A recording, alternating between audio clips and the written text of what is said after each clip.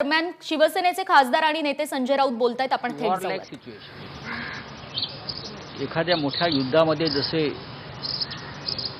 Bombing होतं आणि माणसं उद्ध्वस्त होतात, तशा प्रकारे सर्वत्र उद्ध्वस्त होताना दिसत आहे. आता लपवा छपवी बंद झाली.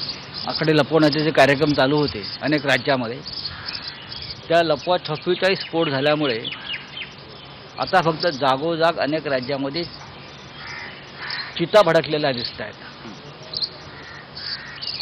म्हणजे रस्त्यावरती रुग्ण दिसत आहेत. हे प्रकरण जर वाढत गेलं अशा पद्धतीनं, जर आपण नियंत्रण ठेवू शकलो नाही आणि पुन्हा पुन्हा परिस्थिती लपवत राहिली, तर या देशामध्ये अराजक माजेल असं चित्र स्पष्ट दिसतंय. प्रत्येक राज्यामध्ये काय चाललंय, देशाची परिस्थिती काय आहे, सरकार काय करत आहे, राज्यांना काय आवश्यक आहे, कोणती मदत आवश्यक आहे, देशाची आर्थिक स्थिती काय, आरोग्यविषयक स्थिती काय आहे, याविषयी दिल्लीमध्ये सोशल डिस्टन्सिंग पाळून, जे आम्ही मागच्या वेळेलाही पाळलं होतं पार्लमेंटच्या वेळेला, एक special parliament session Covid situation संदर्भात ताबडतोब बोलवणं गरजेचं आहे असं मला वाटतं. इतर कोणाला काय वाटते मला माहीत नाही, पण देशाची परिस्थिती ही गंभीर आहे हे सगळ्यांनी मान्य केलेलं आहे. अशा वेळेला देश म्हणून देशावरच्या संकटावर चर्चा होणं गरजेचं है. आपण Amit Shah special parliament session की मांग मैं इसलिए कर रहा हूँ क्योंकि मैं कल से इस देश के बहुत ही प्रमुख नेताओं से मेरी चर्चा हो रही थी. एक दूसरे के राज्य के बारे में सिचुएशन हम समझ लेते हैं.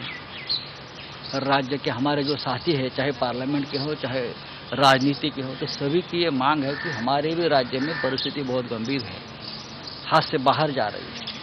सिर्फ चिता भड़क रही है सब जगह पे, कब्रिस्तान में जगह नहीं है. ऐसे मामले में एक स्पेशल पार्लियामेंट सेशन अगर बुला लेते हैं सरकार, तो हर राज्य की सिचुएशन के बारे में वहाँ खुलकर चर्चा होगी. क्या ज़रूरत है राज्यों की, देश की, इस कोरोना के महामारी के बारे में, उस पर चर्चा होगी. और प्रधानमंत्री जी हो या गृह मंत्री जी हो या स्वास्थ्य मंत्री हो या और सभी जो यंत्रणाएं दिल्ली में काम करती है, उनको भी अपने अपने राज्य के जो सांसद है वो अपनी बात रख सकते हैं. रणबीर को लेकर जो विवाद हुआ, क्या कहना चाहेंगे? देखिए, वो विवाद जो है बहुत ही दुर्भाग्यपूर्ण है, बहुत ही दुर्भाग्यपूर्ण है. चाहे इस राज्य का अपोजिशन हो या कोई हो, रेमडेसिविर की राजनीति, किसी भी दवा की राजनीति नहीं होनी चाहिए.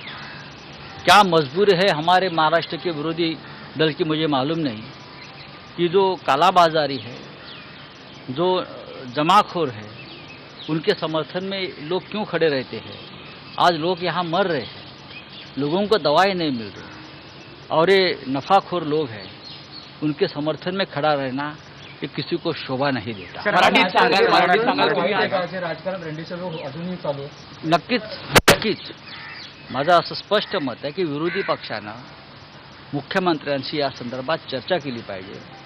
जर त्यांच्याकडे काही माहिती असेल आणि ते सरकारला डावलून रेमडेसिविर मिळू शकत असतील, तर त्यांनी ते राज्यासाठी मिळवण्यासंदर्भात महाराष्ट्राच्या मुख्यमंत्र्यांशी, महाराष्ट्राच्या आरोग्यमंत्र्यांशी जे चर्चा केली असती, तर नक्कीच याचं श्रेय विरोधी पक्षालाही घेता आला. त्यांचं म्हणणं आहे की एफडीए मंत्र्यांची आम्ही परवानगी घेतली होती, सगळ्या परवानग्या घेऊन आम्ही महाराष्ट्रातल्या जनतेसाठीच हे सगळं खरेदी ठीक आहे.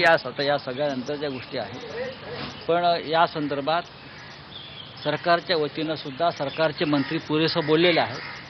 आणि त्यांचं जर बोलणं ऐकलं तर त्याच्यामध्ये फार मोठं काहीतरी रॅकेट चालू होतं, लपवाछपवी सुरू होती, राजकारण सुरू होतं. हे आपल्या अनेक मंत्र्यांच्या बोलण्यातून स्पष्ट होतं. मी बोलणं बरोबर नाही, कारण शेवटी या शासकीय चौकशी व्हावी. जयंत पाटलांनी त्या संदर्भात, आणि दिलीप वळसे पाटील जे राज्याचे गृहमंत्री आहेत, त्यांनी या संदर्भात चौकशीचे संकेत दिलेले आहेत. तर अमित शहानी ज्या प्रकारचं भाष्य केलेलं आहे, घाईत लॉकडाऊन करण्याचा निर्णय घेता कामा नये असं त्यांनी म्हटलेलं आहे. नाही, तेच असं आहे की अमित शहा देशाचे गृहमंत्री आहेत. पश्चिम बंगालमध्ये प्रचार करून ते आत्ता दिल्लीत आले असतील कदाचित. जर त्यांना असं वाटत असेल घाईत लॉकडाऊन करण्याची गरज नाही, मग त्यांच्याकडे जर का उपाय असेल, जी माणसं मरतायत, जी माणसं रस्त्यावर तरफडत आहेत, ऑक्सिजनशिवाय, औषधांशिवाय, बेडशिवाय, ही जी परिस्थिती गंभीर आहे त्याच्यावर नियंत्रण ठेवण्यासाठी जर सरकारकडे काही उपाययोजना असतील तर त्याने तात्काळ जाहीर राहाव्यात. तर कोरोना स्थिती लपवत राहिलो तर देशात अराजकता माजेल असं विधान संजय राऊत यांनी केलेलं आहे. आणि काल ब्रूक फार्मा कंपनीच्या मालकावर झालेली कारवाई, त्यावर भाजप नेत्यांनी घेतलेली भूमिका, अशा सगळ्याच मुद्द्यांवर खासदार संजय राऊत यांनी भाष्य केलेलं आहे. भाजप नेते रेमडेसिवीरचा काळा बाजार करणाऱ्यांचं समर्थन करतायत का, असा प्रश्नही राऊतांनी विचारलाय. एबीपी माझा, उघडा डोळे बघा नीट.